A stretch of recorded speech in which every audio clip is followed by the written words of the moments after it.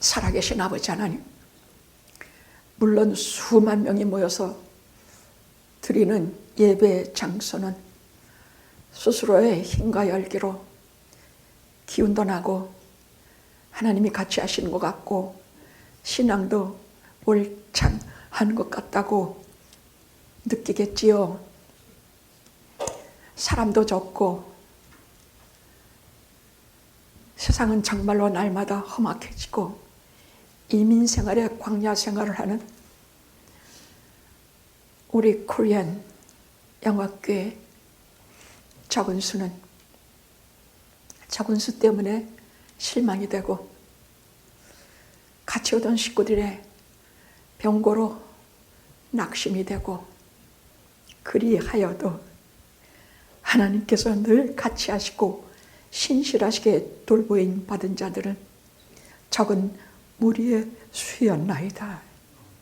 광야에서 그 많은 사람이 죽어도 두 사람은 살았고 이 땅에서 수많은 사람이 왔다고 하지만 하나님 나라에 들어간 자는 14만 4천, 그 영광의 숫자들을 영화에 마련해 주셨음을 하나님 전에 엎드려 감사합니다.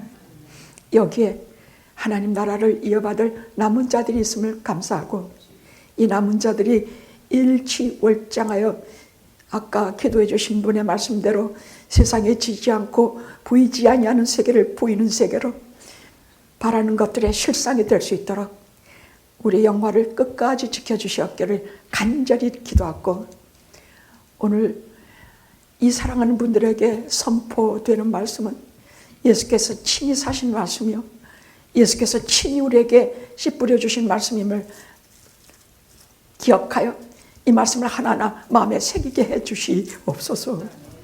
이 말씀이 있는 한 우리는 살 것이요 이 말씀이 있는 한 영화는 영원할 것이요 이 말씀이 있는 한 영화의 성도님들은 영원할 것이기 때문입니다.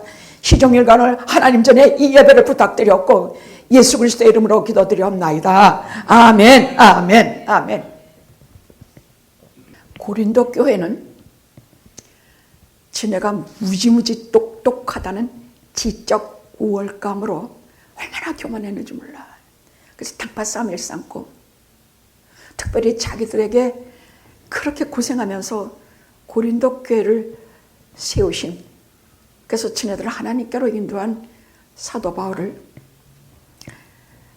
그 사도권을 부정해서 12사도에 네가 무슨 사도냐, 그 사도권도 부정했어. 네가 사도가 된 것은 예수께서, 부활하신 예수께서 십자가에 돌아가기 전에 예수님이 아니라 부활하신 예수님이 친히 임명하신 사도권이거든요. 근데 지네 빤한 지식을 가지고 그 자기가 똑똑하고 지식으로 잘났다고 하는 사람들의 특징은요, 본질은 모르고 겉으로만 드러나는 물거품 같은 지식 가지고 항상 지네가 똑똑하다 그래. 그 사도권을 부정할 뿐만이 아니라 야, 그의 몸은 약하고 생김새도 시원치가 않고 설교하는 것은 맨날 십자가 설교만 한다. 아는 것이 없나 보다. 아볼로는 얼마나 구약에 능통하고 베드로는 또 얼마나 12제자의 수장으로서 그러면서 서로 자기가 신봉하는 베드로가 훌륭하다, 아볼로가 훌륭하다, 뭐가 훌륭하다 하면서 매일 당파 싸움을 일삼고 사도 바울을 멸시했습니다. 모르면 이래요.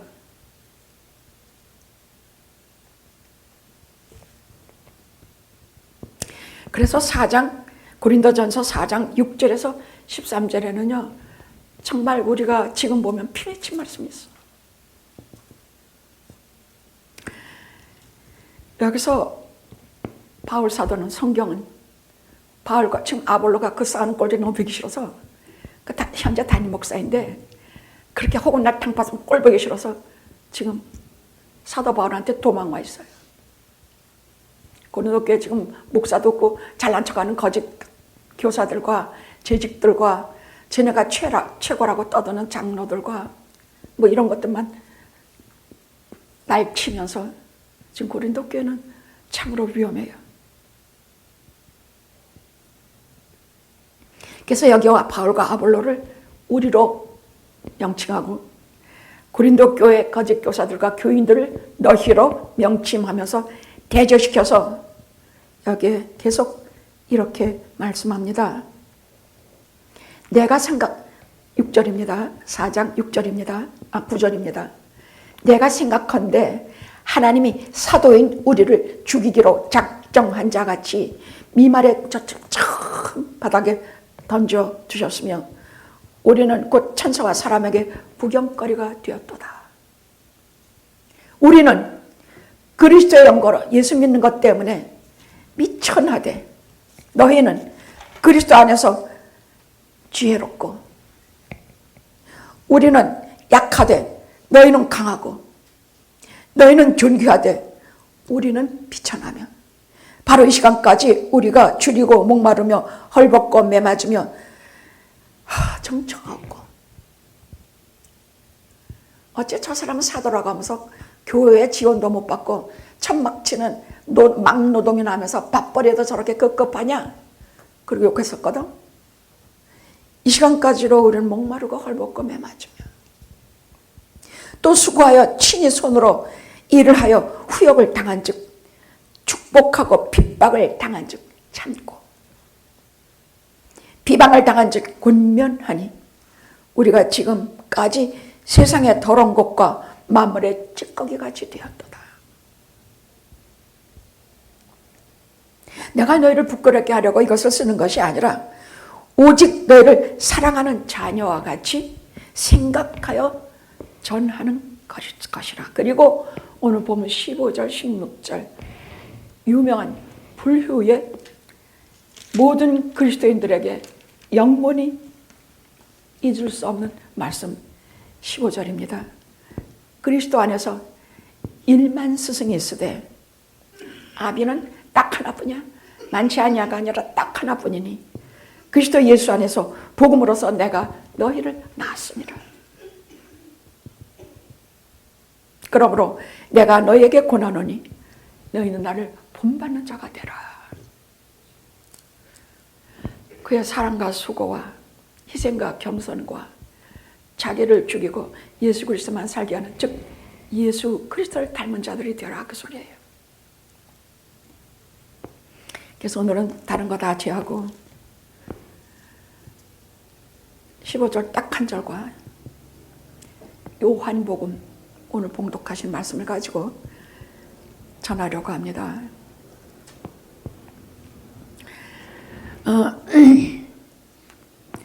그 사람들에게 이 아픈 말을 전하면서 세 가지로 저들에게 질문을 해요. 그런데 누가 너희를 그렇게 지혜롭게 지식이 높은 자로 구별하였느냐? 하나님이 아니냐? 내가 네게 있는 것 중에 받지 아니한 것이 있느냐? 너네들 지식, 재간, 뭐 너희들이 잘난 척하는 모든 것 받지 아니한 게 있어? 하나님께 받지 아니한 게 있냐? 네가 하나님께 받았은 즉 어찌 마치 네 것인 것처럼 자랑하느냐? 이렇게 세 가지로 질문하는데 이런 말씀은 지금 싸우고 있는 모든 저 잘난 척하고 지혜롭다고 잘난 척하는 문제 많은 교회에 주시는 세 가지의 질문이에요. 하나님께 받지 않는 것이 뭐가 있냐? 너희 지혜도 너희가 잘난 척하는 재능도 다 하나님께서 받은 것인데 어찌 네 것인 것처럼 자랑하고 건방지냐 이 소리예요. 그래서 우리가 뭐 좀 잘한다고 하면 그거 가지고 자랑하지 말고 우리는 정말 하나님께 받은 것을 알고 영광 돌리고 감사하면 돼요. 아멘, 아멘.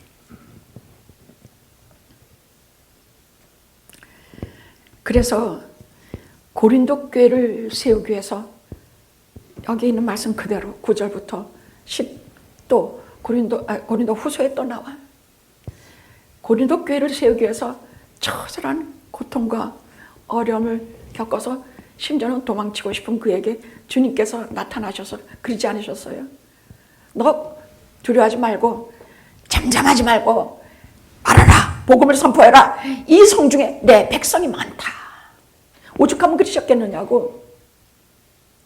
이 사람이 얼마나 두려워 떨고 뒤로 물러나려고 했는가, 얼마나 이 교회가 고약한가, 얼마나 교만하고 잘난 척했는가.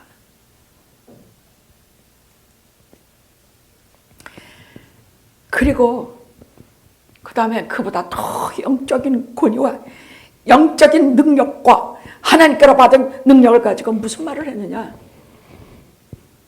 내가 너희를 낳았습니다. 이 세상에 1만 스승이 있다. 뭐 가르치는 거 철학 교사, 뭐 무슨 교사, 뭐 수많은 스승이 있다. 음악도 가르치고 무용도 가르치고 무엇도 가르치고 뭐 다 철학도 가르치고 뭐 지혜도 가르치고 1만 스승이 있으되 아비는 딱 하나야. 스승은 1만 있지만 아비는 딱 하나야. 무슨 말이냐? 내가 너희를 복음으로 낳았습니다. 내가 너희 영적인 아비야. 내가 너희 영적인 아비야. 내가 너희들 낳았어.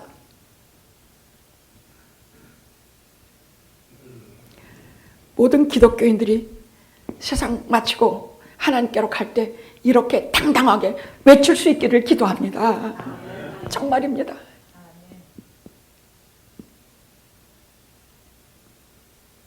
현이야, 너 내가 낳았어. 내가 널 복음으로 낳았어. 이렇게 외치고 가고, 현이는 또 누구에게 너 내가 낳았어. 나는 너의 영적 아비야. 이렇게 사람마다 그렇게 고백하고 갈 수 있기를 기도합니다. 그거밖에 뭘 들고 갈 건데. 세상에서 가장 중요한 일은요, 이건 제가 말한 게 아니라 그 어떤 유명한 목사님 말씀하신, 이름 잊어먹었어. 인생에서 가장 중요한 일은 예수 그리스도를 닮는 일이다. 우리 보잘것없는 인생에서 가장 훌륭한 일은 다른 사람에게 영적 아비가 되는 일이다. 한 사람을 복음으로 살리고 한 사람을 새 생명으로 살려서 영원한 생명을 구원하여 주어 저 지옥으로 떨어질 영을 잡아내서 하나님께로 바치는 그 일이 가장, 이것은 영적 아비인데 이런 일이 가장 훌륭한 일이다. 아직도 한 사람도 영적 아비로서의 자격이 없다면 오늘부터 눈에 불을 켜고 다녀야 돼.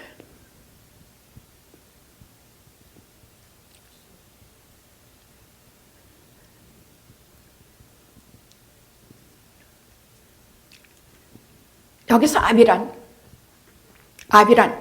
그리스도의 복음으로 저들을 회심시키고 계속해서 기도와 말씀으로 양육한 아버지 같고 어머니 같은 그런 영적인 아비를 가리켜서 여기서 나는 너희를 낳았다. 그리스도 안에서 1만 스승이 있으되 아비는 하나니 복음으로 내가 너희를 낳았습니다. 이 말은 사실이에요. 왜냐하면 베드로도 고린도 교회에 이렇게 난산하며 수고하며 고생하며 그렇게 해산의 수고를 해서 이 교회를 만들지 않았어요. 베드로는 한 번 잠깐 다녀간 것뿐이에요. 아볼로도 구약 성경 말씀은 능했지만 실제로 복음으로 저들의 영혼을 사로잡아서 하나님께 바친 사람은 바울밖에 없었어요. 다른 어떤 것으로도 영적 아비가 될 수 없어. 오직 복음으로 나아서 기르기 위해서 자기를 전부 던진 이런 자만이 영적 아비야. 복음밖에 안 돼. 뭐 훌륭한 아리스토텔레스 철학으로 뭐 훌륭하게 길러내서 그건 영적 아비가 아니야. 뭐 가난과 고통 속에서 헤매다가 삼박자 구원으로 내가 그거 붙잡고 일어나서 그건 영적 아비가 아니야. 영적 아비는 내가 아무리 고통을 겪고 죽을 병에 걸리고 다 잃어먹고 세상에서는 파산한 사람같이 별 볼 일 없는 존재랄지라도 예수 그리스도의 복음을 가지고 그 생명이 살아서 일어난 자를, 그렇게 일으켜준 자를 영적 아비라 그래. 자, 그러면 복음으로 낳았다는 영적 아버지라는 게 무슨 뜻입니까? 무슨 뜻이겠습니까? 오늘은 여러분에게 구체적으로 진짜 복음을 전하려고 그래요. 요즘은 한 주 한 주 마지막인 것 같이 제가 설교해요. 다시는 어디 가서 얻어 들을 수 없는 말씀이라 생각하시고 독하게 들으셔야 돼요. 저는 여기 몇 명이 와 있어도 아무 상관없어요. 이 말씀을 듣게 하려고 하는 자는 다 여기 불러 모실 줄 알기 때문이에요. 정말이에요. 서너 명 앉아있어도 아무 상관없어요. 예수님이 서너 명밖에 없다고 십자가 안 졌을 것 같아요? 나 한 사람 죄인을 위해서도 주님은 십자가 지셨을 거예요. 나 같은 죄인 하나만 이 땅에 있어도 주님은 십자가를 지셨어요. 단 3명이 앉아있어도 이 복음이 필요한 그대들을 위해서 제가 이 말씀 안 전할 것 같아요? 3명이라도 안 할 것 같아요? 아니요. 더 길길이 날뛰고 전해요. 왜? 이 사람들을 택해서 이 말씀을 듣게 하시려고 보내셨다 믿기 때문이에요.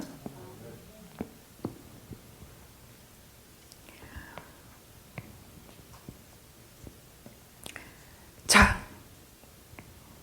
제일 먼저 복음은 어디서부터 시작하느냐? 예수 그리스도부터 시작을 해요. 도대체 복음을 어떻게 전했기에 복음으로 내가 너희를 낳았다. 무엇부터 시작했을까? 예수 그리스도예요. 그리스도인으로서 처음도 마지막도 알파와 오메가라죠. 시작도 끝도 우리가 죽기 살기 온 정신을 기울여서 알아야 될 대상이 예수 그리스도예요. 그래서 복음의 시작은 예수 그리스도예요. 도대체 그분이 누군지도 모르고 그분이 뭘 하신 분인지도 모르고 그저 십자가에 못 박혀 돌아가셨다는 정도만 아는 것 가지고는 그것도 훌륭해요. 우리는 실력 있는 알짜 있는 알맹이, 다른 사람의 영적인 아비가 될 수 있는 소질을 많이 손실하는 것이에요. 그럼 첫째, 예수님은 누구신가?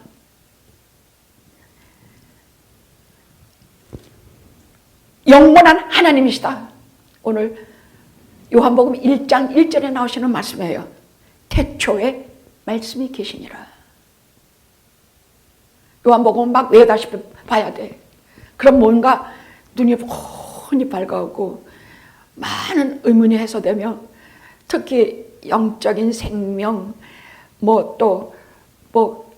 영생, 영원한 생명. 이 요한복음에는 우리가 웬만큼 들어서는 모르는 단어들이 많이 잘 깨닫지 못하는 영적인 단어들이 많이 나오는데 이걸 읽고 또 읽고 또 읽고 또 읽고 하면 다른 복음서에서 도저히 얻어 들을 수 없는 영원한 생명, 죽지 않는 생명, 썩지 않는 생명을 얻게 돼요. 태초에 말씀이 계시니라. 여기서 요한복음에 나오는 말씀은 다 예수님이에요. 제2위 성자 예수님의 말씀이에요. 태초에 말씀이 계시니라. 이 말씀이 하나님과 함께 하셨으니 이 말씀이 곧 하나님이시라. 제2위 성자 예수님은 누구냐면 제일 먼저 우리가 해야 될 말이 예수님은 하나님이십니다. 그냥 육신을 입고 이 땅에 오셔서 너무 볼 데 없고 가난한 몫으로 진짜 그냥 낮고 천한데 아까 그 기도 말씀을 들으면서 제가 하염없이 눈물이 난 것은 그 예수님의 본질을 너무 꿰뚫어 가더라고.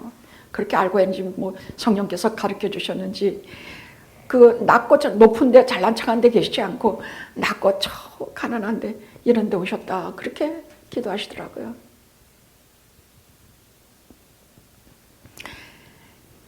이 말씀이 곧 하나님이시라. 오셨을 때는 그렇게 낮고 천한 사람들 속에서 죄인들 속에서 멸시와 구박과 핍박과 천대를 십자가까지 못 박혀 죽으셨지만은 이분은 영원한 하나님이십니다. 또 예수님이 누구시냐? 창조자입니다. 오늘 요한복음이 만물이 그로 말미암아 지은 바 되었으니 그가 없이는 하나도 지어지지 않은 것이 없다, 그 말이야. 세상의 모든 것을 그가 지으셨어. 하나님과 함께 성부, 성자, 성령께서 같이 지으셨어.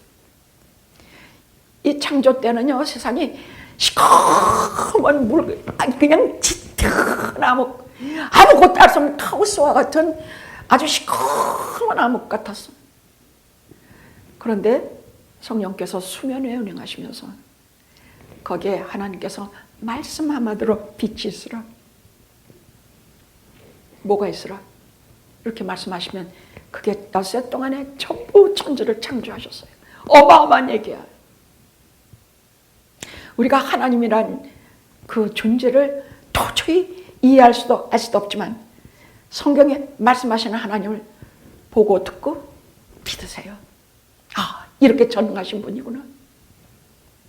예수님이 그렇게 창조자, 창조주는 하나님이시고 같이 창조자 하신 창조자라는 말씀입니다.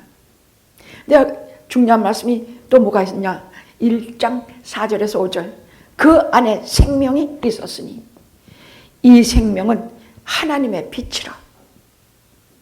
빛이 어둠에 빛이 돼. 이게 무슨 말인지 모르는 것 같지만 제 말을 들으면 확 깨달아져요. 그 안에 생명이 있어서 예수 그리스도 안에 생명이 있어. 그 생명은 그냥 죽고 썩어지는 생명이 아니야. 그 안에 생명이 있어. 그것은 영원히 죽지 않는 영원 불멸의 생명이야. 그 생명이 있었으니 이 생명은 근본적으로 하나님의 빛이야. 하나님의 빛이 예수 그리스도 안에 죽지 않은 생명을 가지고 계시는 분이라 그 말이야. 빛이 어둠에 빛이 돼. 빛이 어둠에 비쳤어. 그가 예수님이 누구냐? 모든 영적인 생명과, 짐승에게는 영적인 생명이 있어요, 없어요? 있어요? 우리 근데 거기 막 안수하고 막 이 고양이 좀, 이 개새끼 좀 낫게 해주세요, 막 그런 건 어떻게 생각해요?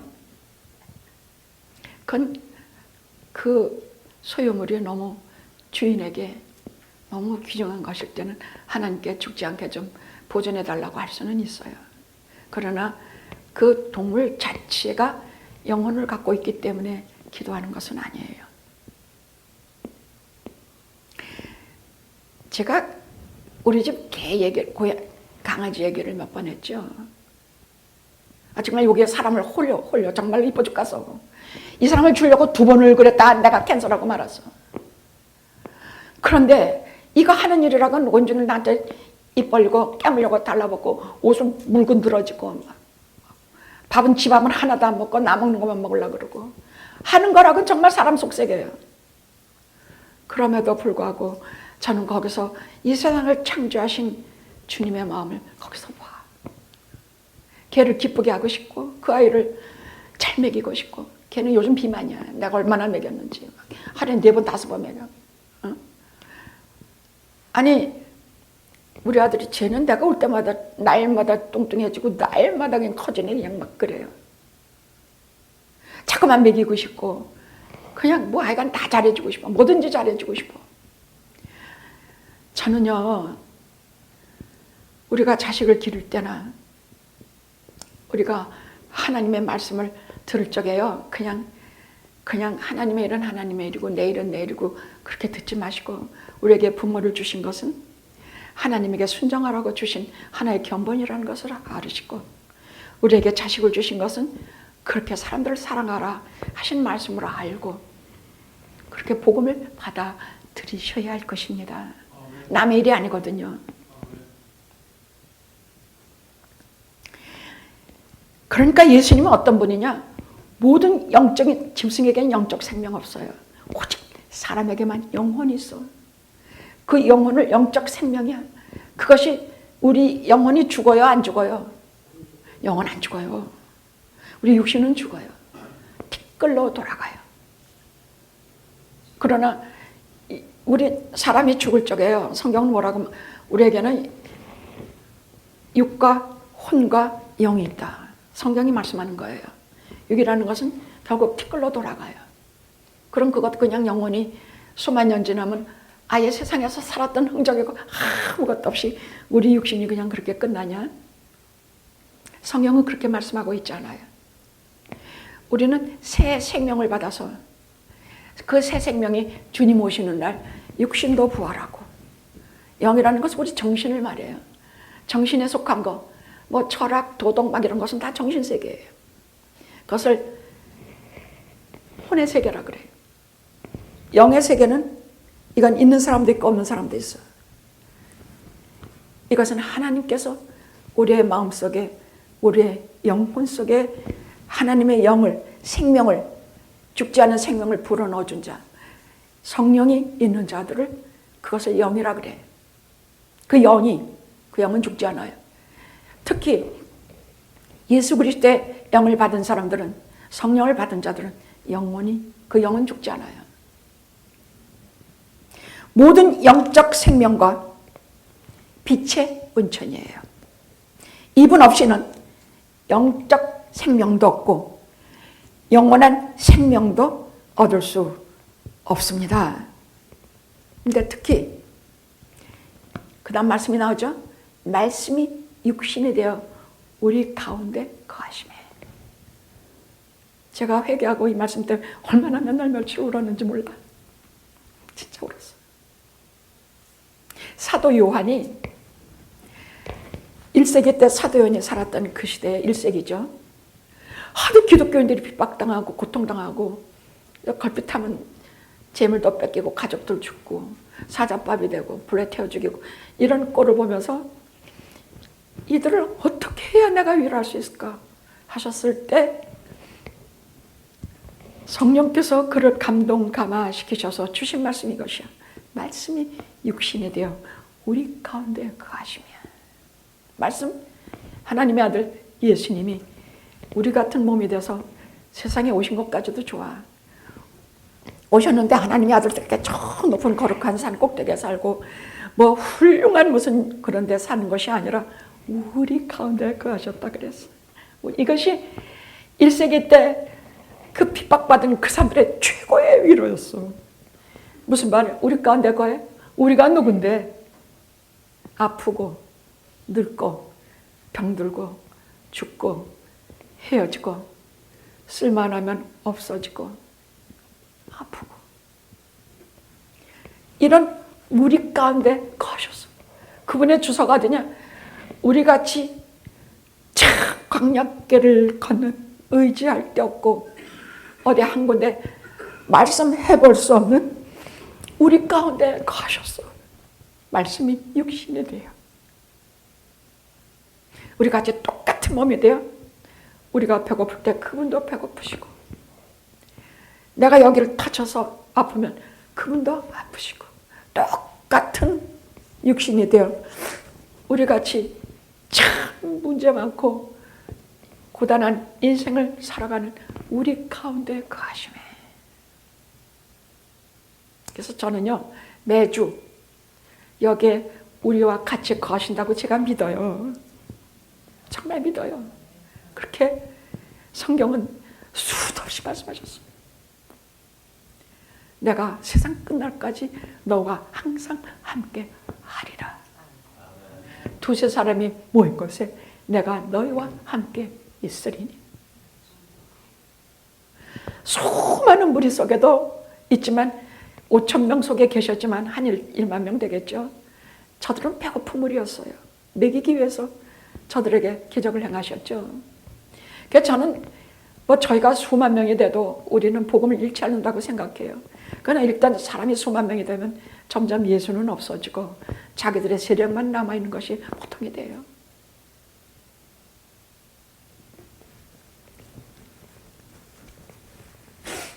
그래서 왜 교회를 크게 이룩한 목사님들이 자식에게 그 교회를 세습하려고 하느냐? 그거 주기 아깝거든.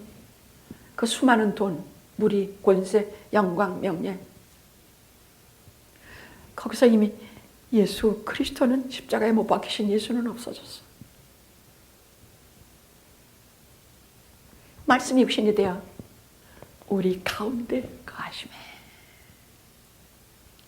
이것은 고통받는 1세기 기독교인들을 위로해 준 말씀이고 그 이상의 위로 없어.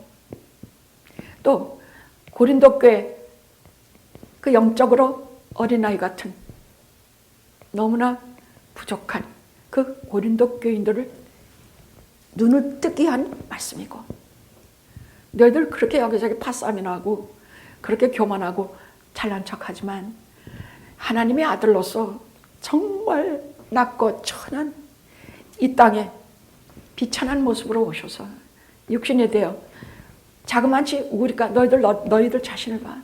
우리 가운데 거하시매. 5장에 가보면은 근친상간까지는 말로 형용할 길이 없는 수준의 인간들인데 이 속에 거하셨다 그랬어.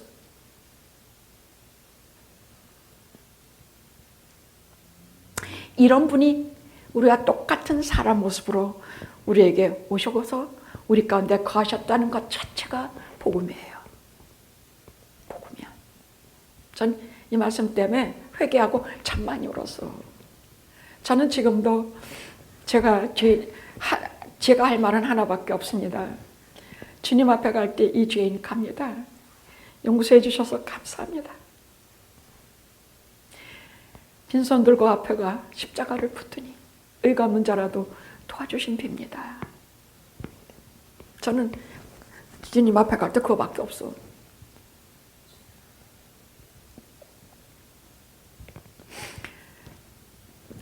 일세기에는 말씀이 육신이 되어 우리 가운데 거하심에 1세기에는 고통받는 그들에게 주신 최고의 위로요.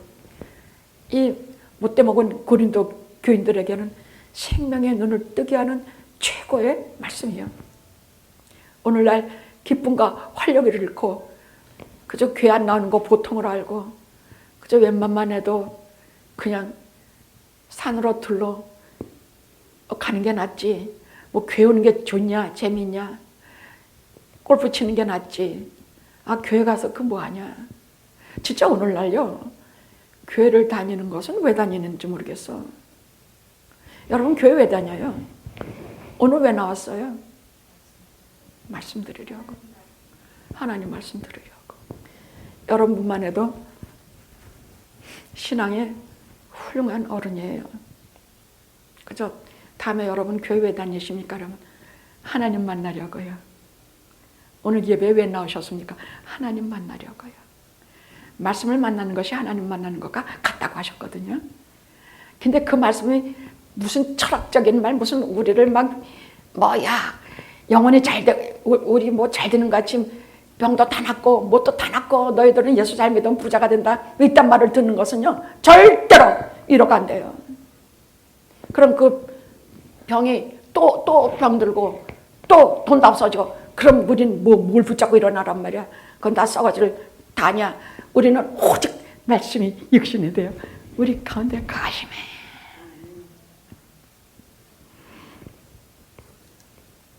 오늘날 생명과 활기를 잃은 교회의 최고의 위로는, 최고의 소생시키는 말씀은 말씀이 육신이 되어 우리 가운데 30명도 안 되는 지금 여러분 가운데 거하심에.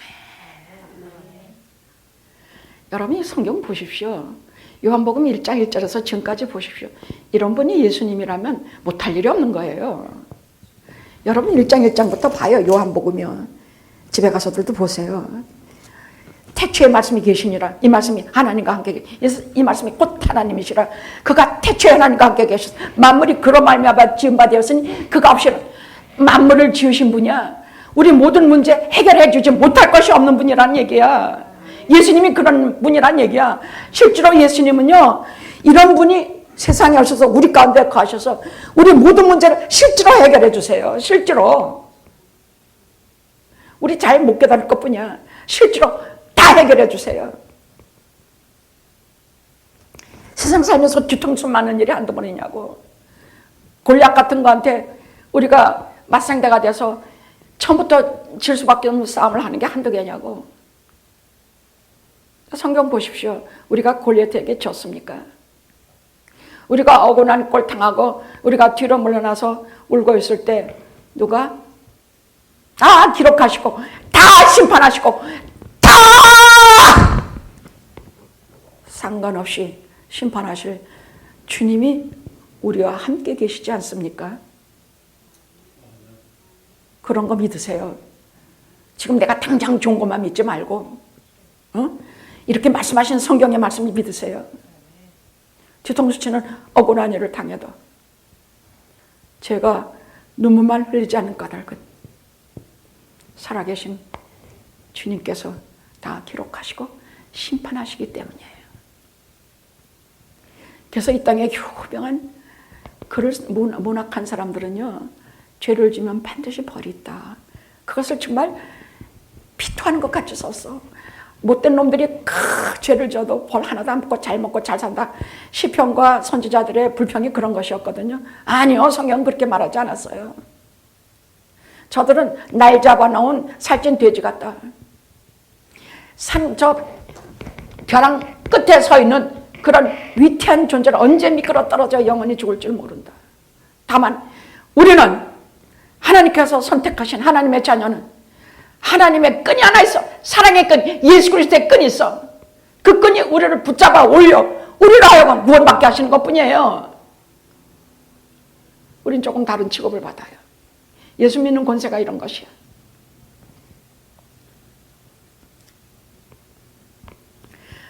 자, 첫째는 예수는 누구신가요? 예수님은 영원한 하나님이시고 그분 하나님이시요. 두 분은 창조주시고 그분은 빛이세요. 나는 못하고 하신 말씀 중에 절대로 잊어서는 안 되는 말이 빛이라는 얘기예요. 제가 이 빛이라는 말씀에 너무나 사무친 것은 그 실로암 사건의 주인공 되는 영적 소경이 나면서부터 소경이야. 맨날 어둠 가운데 살았어. 그런데 예수님께서 진흙으로 눈을 바르시고 침을 뱉으셔서 진흙 바르시고 너 실로암가에 가서 씻으라. 그래서 더듬거리면서 실로암가에서 그 눈을 씻었더니 환히 보이는 눈이 됐다는, 나를 믿는 자, 나는 빛이니 나는 세상의 빛이니 나를 믿는 자는 어두운 가운데 다시 다니지 아니하리라. 현장에서 가늠하다가 잡힌 여자를 놓아놓게 하시고 하신 말씀이에요. 나는 세상의 빛이니 나를 믿는 자는 어두운 가운데 다니지 아니하리라. 제가 왜 이렇게 그러냐, 여러분 여기 어둠이 뭐예요? 어둠이라는 것은 무지야. 지식이 없는 것이야.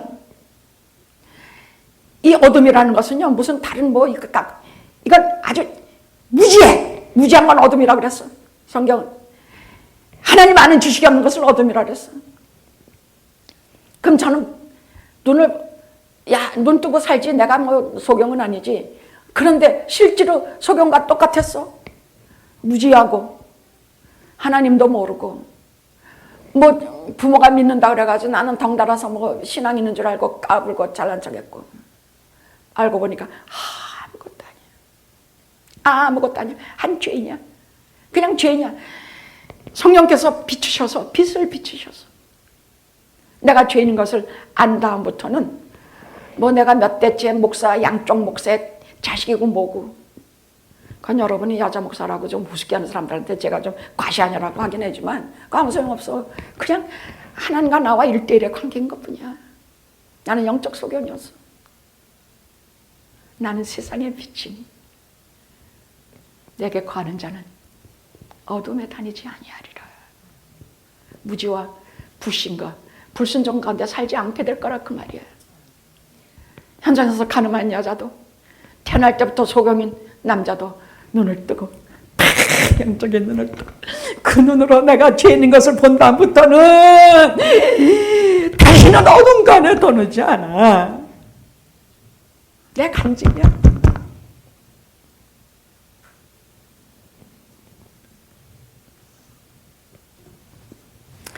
여러분, 구약 성경이 뭔지 아십니까? 구약 성경은 빛이 어둠에 비친 얘기들이야. 무슨 소리냐? 어둠이 뭐냐면 지금 말한 대로 무지와 알지 못하는 지식에 그냥 하나도 모르는 거 아니야. 지식이 없는 것이야. 무지, 지식 없는 것. 근데 방주를 지으면서 사람들에게 호소했던 노아, 소돔과 고모라에서 탄식했던 롯, 그들이 다 뭐냐면 다 어둠에 비친 등불들과 같은 존재였어. 즉 이제 오실 예수 그리스도의 빛을 한 가닥 받아서 그 어두운 불신과 무지의 시대를 밝혔던 빛이라는 얘기야. 다 그 누구냐? 즉 노아, 롯, 아브라함, 이삭, 야곱, 이스라엘, 선지자, 다 이들은 그 당시에 예수 그리스도의 빛을 반사해서 그 어두운 시대를 잠깐 깜빡 밝혔던 등불이라는 얘기야. 구약의 말씀은 그것이야. 자, 그들은 그 어두운 세계에서 그 그리스도의 빛을, 왜냐하면 이제 오실 예수 그리스도를 저들은 닮은 꼴이 없기 때문에 많이 요셉 같은 사람은 예수 그리스도를 완전히 닮았어. 그래서 이 세상의 등불을 밝히게 하신 것이야. 마침내 예수 그리스도께서 오셨을 때 나는 세상의 빛이니 나를 따르는 자는 어두움에 다시 다니지 아니하고 생명의 빛을 얻으리라. 요한복음 8장에서 그렇게 말씀하신 것이에요. 주님은 자신이 떠나놓은 남게들 12명의 제자들을 세상에, 너희들은 세상의 빛이다라고 부르셨어요. 이게 무슨 말이냐? 이런 말씀들을 우리가, 왜냐하면 그걸 날 보고 하신 말씀이니까, 예수님 지금 떠나시고 승천하신 후에 너희는 세상의 빛이라, 우리를 빛이라고 부르셨거든요. 그 뭐냐? 내가 너희를 세상의 빛으로 살게 하겠다. 너희는 나를 반영하면서 성령으로 충만해서 내 빛을 발하게 될 것이다. 나는 세상의 빛이니 너희도 세상의 빛이 되리라.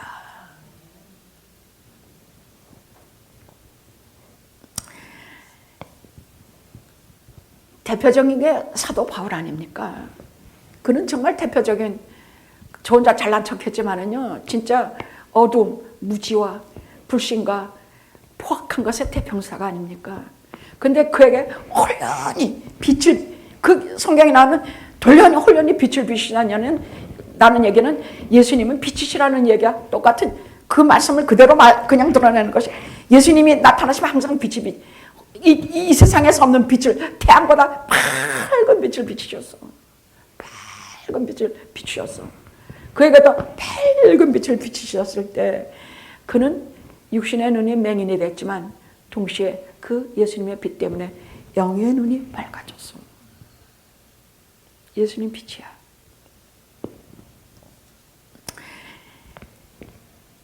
그 빛을 봐야, 예수님께서 말씀하는 그 빛을 봐야 내가 이 어두운 세상 속에서 등불이 돼서 빛을 발할 수가 있다는 얘기야.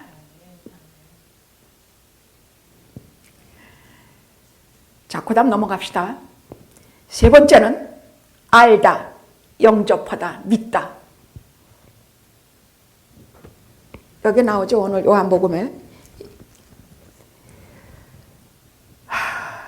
영접하는 자, 곧 그 이름을 믿는 자들에게는 하나님의 자녀가 되는 권세를 주셨으니. 자, 오늘 우리가 꼭 알아야 될 세 가지 특징. 예수님과 우리의 관계의 세 가지 특징. 예수님과 믿는 자들의 아주 특별한 특징. 이 세 가지가 알다, 영접하다, 믿다, 이것이에요. 그가 세상에 계셨으며 세상은 그로 말미암아 지은 바 되었을 때 세상에 그를 알지 못하였고 자기 땅에 오매 자기 백성이 영접치 아니하였으나 영접하는 자 곧 그를 믿는 자들에게는 하나님의 자녀가 되는 권세를 주셨으니. 예수님과 우리의 관계의 특징 세 가지가 뭐라 그랬죠? 제가 알다, 영접하다, 믿다. 할렐루야. 아이고 좀 그렇게 똑똑하냐. 오리 주둥이 같은 입으로 그냥 대답도 잘하네 그냥. 아이고 정말. 우리 하나님 앞에서는 다 애기들이거든요. 그래서 우리가 이렇게 알다, 영접하다, 믿다 이러면 얼마나 이쁘실까? 얼마나 우리를 이쁘게 보실까? 나도 여러분들이 그렇게 이쁜데. 자, 알다라는 말은 뭘 아느냐? 그리스도를 아는 것이야.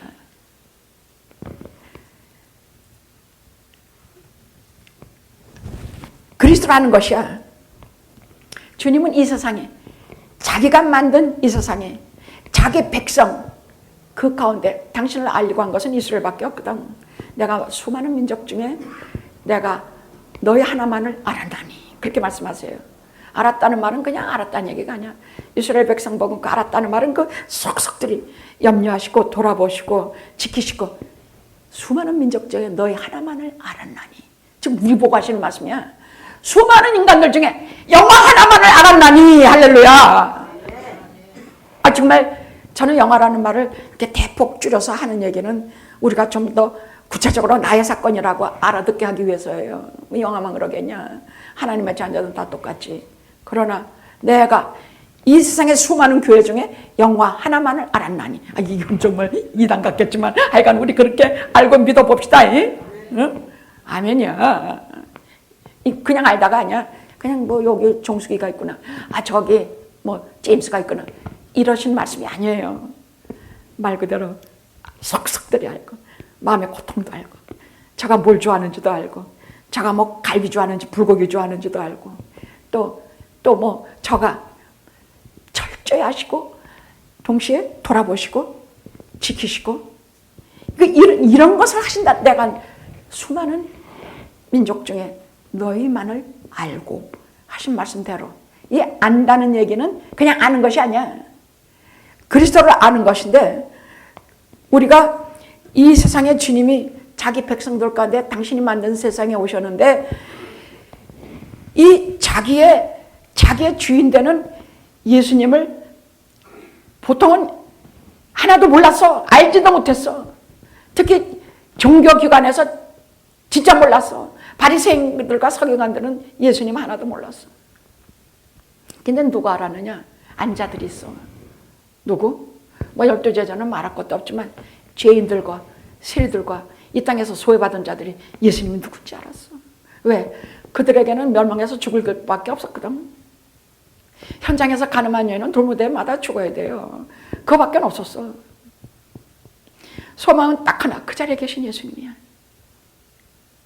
근데 처음엔 몰랐지. 그분이 내 생명을 구하시는 분이라는 걸 어떻게 알았겠냐. 그런데 다 그 위선 부리는 인간들 다 보내고 하신 말씀이, 너를 정죄하는 자들이 어디가 있냐? 다 갔습니다. 나도 너를 정죄하지 않으리니 가서 다시는 죄를 범치 말라. 그 말씀을 들었을 때 그 여자가 어땠을까? 꼬꾸라졌지. 이분이 구세주구나. 이분이 보아하니 나를 구원하시고 생명을 구원해 주시는 분이구나. 나를 살 길을 주시는 분이구나. 내가 육신으로도 살 길을 주시고 영적으로도 살 길을 주시고, 이 거지 같은 한 몸, 이 세상에 고귀한 자존심을 가지고 살아갈 길을 열어주실 분은 오직 주 예수 그리스도 한 분이시구나. 그걸 알았다는 것이야. 그러니까 죄인들이 알았어. 죄 없다고 떠드는 지네들은 예수님이 누군지 몰라. 그러나 죄 많은 이들은 예수님이 누군지 알아. 삭개오 같은 세리는 하도 괄시당하고 여기저기 어디 가도 인간 대접 못 받는데, 저가 예수님이 오신다는 말 듣고 뽕나무 위로 올라갔어요. 나는 그 기사도 뭐 웃으면서 보지만 아니에요. 정말 눈물 나면서 저는 그 기사를 봐요. 뽕나무 키가 작아서 안 보여 예수님이. 그러니까 뽕나무 위로 올라갔어. 그래서 그 위에 올라가서 그 나무 사이로 그냥 군중 속에 섞여서 오시는 예수님이 안 보일세라 그냥 몸을 이리 굴리고 저리 보면 아마 뭐 잘못하면 떨어질지도 몰라. 그렇게 하면서 본 이유가 뭘까? 왜 그렇게 예수님을 바라보고 예수님이 오는 걸 기대했을까? 자기가 죄인이기 때문이야. 남 믿고 사배나 해먹고 그 로마의 자기 유다 이스라엘 백성들의 자기가 세관으로서 예를 들어 100불만 내라 그런 것을 400불씩 받아서 지가 처먹었거든. 게다가 또 그 외에 돈 내먹는 인간들은 딴짓도 다 해요. 그러니까 그런 인간, 그러면서 멸시받고 뭐 받는 것을 그걸 겪으니까 자기도 모르게 예수 그리스도의 소문을 듣고 그분을 그리워하는 마음이 생긴 것이야. 여러분, 우리가 죄가 많을 때 그리스도를 그리워합니까?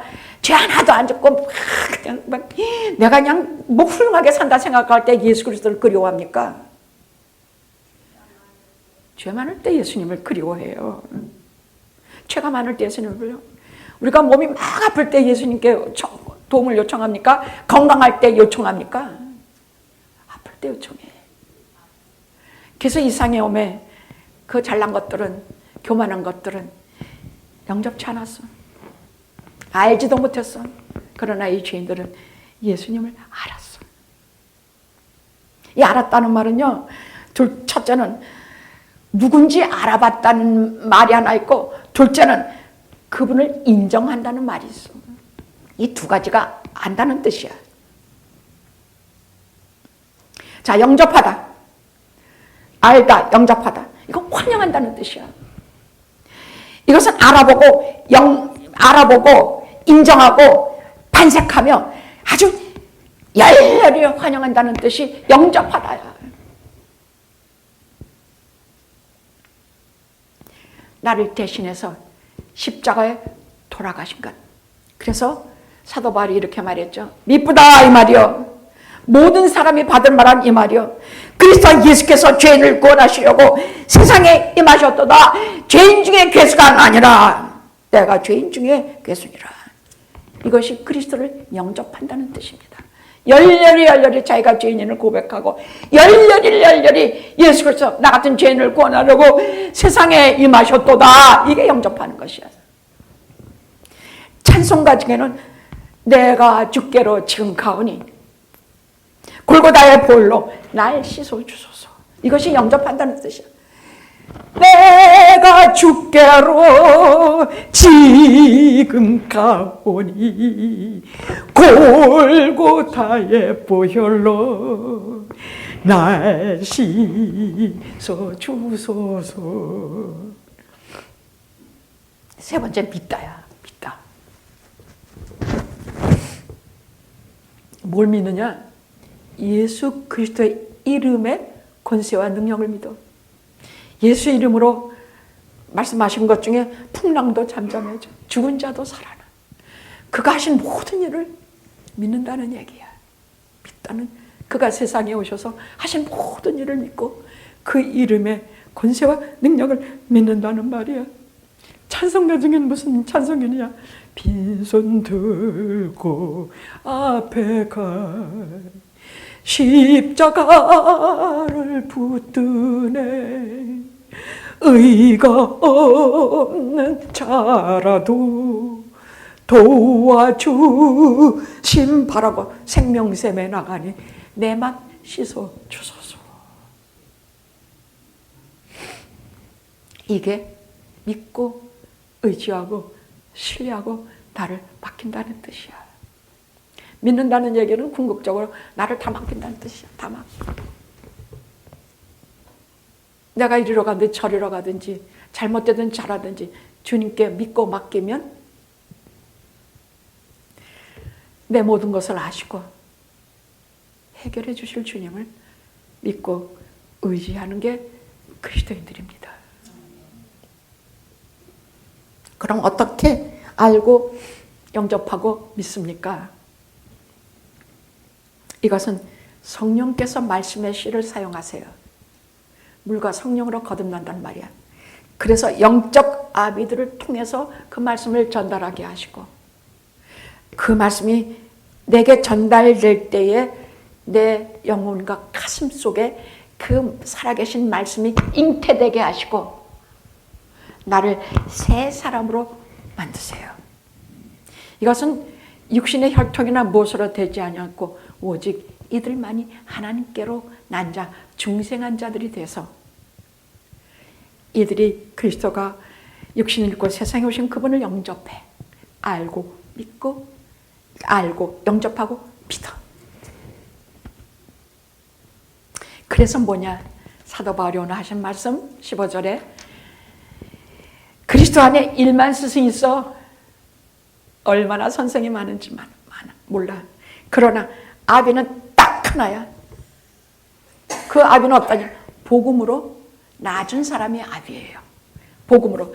예수 그리스도, 지금 이 복음, 예수 그리스도가 누구신가? 창조주시다, 이분이 무슨 구세주시다, 이것을 고백하는 사람들. 그리고 둘째는 빛과 어둠 속에서 나를 어둠에서 불러내신 빛의 전능자. 세 번째는 누구? 세 번째 말했지 내가? 알다, 영접하다, 믿다, 이것을 고백하는 자. 이렇게 돼서 가르쳐 주신 분이야. 영적 아비 누군가? 이걸 가르쳐 주신 분이야. 예수님이 누구신가 가르쳐 주고, 예수님 안에서 내가 어둠에서 일어나서 빛 가운데로 걸어가게 하신 분. 이것을 아는 사람들, 그걸 영적 아비라 그래. 이것을 복음으로 내가 너희를 낳았음이라. 까부지들만, 내가 너희들 영적 아비야. 아비를 우습게 하는다. 특히 영적 아비 우습게 하면 너희들이 그게 될 법이란 얘기냐는 얘기예요. 싸우지들 말고 겸손해라 하는 얘기예요. 자, 저는요 개인적으로 제 영적 아비가 누구냐? 저희 어머님 한 목사님이십니다. 아무리 생각해봐도 저희 어머님 한 목사님이세요. 그럼 영화계 여러분들의 영적 아비가 누구입니까? 예, 저는 강연철 강목사라고 생각해요. 진심이에요. 왜? 복음으로 여러분을 낳았기 때문이에요. 그럼 한 가지 더 물읍시다. 여러분은 이제 누구에게 영적 아비가 될 것입니까? 이제부터 열심히 머리를 싸매고, 그 사람이 내 자식이, 내 친구가 누가, 야, 나는 이종숙 권사가 제 영적 아비입니다. 와, 제가 여러 번 얘기하죠. 안용세 장로가 자기 딸 결혼시키는데 그 수많은 사람 앞에서 저분은 우리 교회 목사님이십니다. 제게 하나님을 알게 해주시고, 이러더라고. 그때 울면서 그 자리에 빠져나왔다니까. 그 영광과 그걸 어떻게 말하겠냐. 여러분도 누구에게선가 저분은 나의 영적 아비입니다. 이 고백을 들을 때까지 여러분 열심히 낙심하지 말고, 사람 보지 말고, 다 잡다 떠들지 말고, 오직 복음으로 영적 아비가 됩시다. 아멘. 기도합시다. 아멘.